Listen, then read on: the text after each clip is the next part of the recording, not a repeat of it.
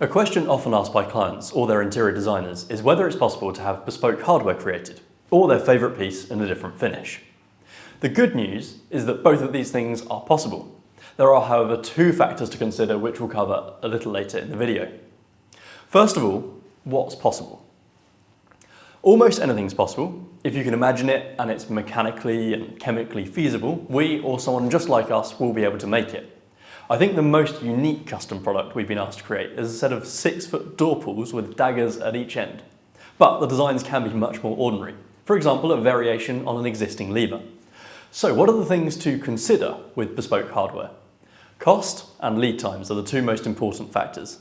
Let's address cost first. The first element of the cost is the design fee.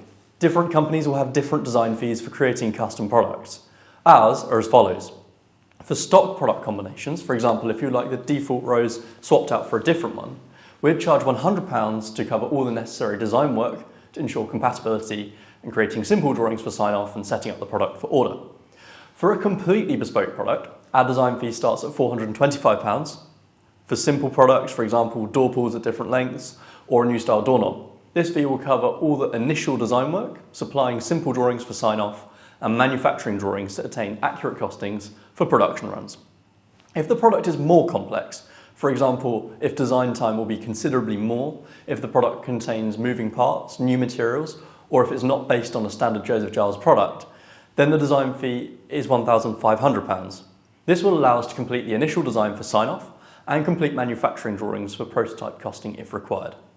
The actual cost of the bespoke product will largely depend on the quantity of the product ordered and the complexity of the design. As this can be quite difficult to gauge, I've got some examples of bespoke products at different price points, and I'll explain why they vary in cost.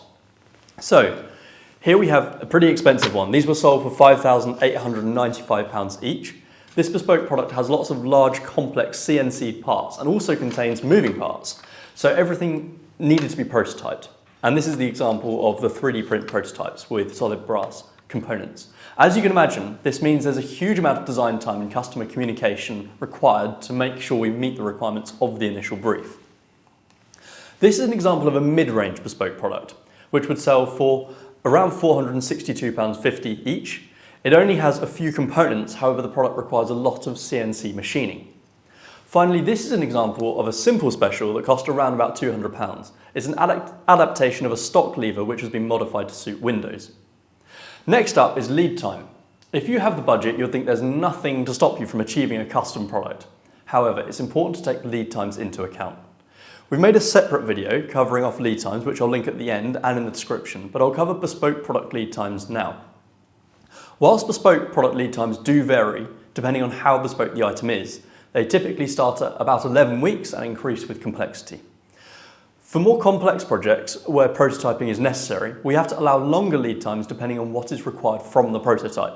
For example, if the prototype is purely to check form, for example this, we can supply 3D prints which would typically add around 3 weeks.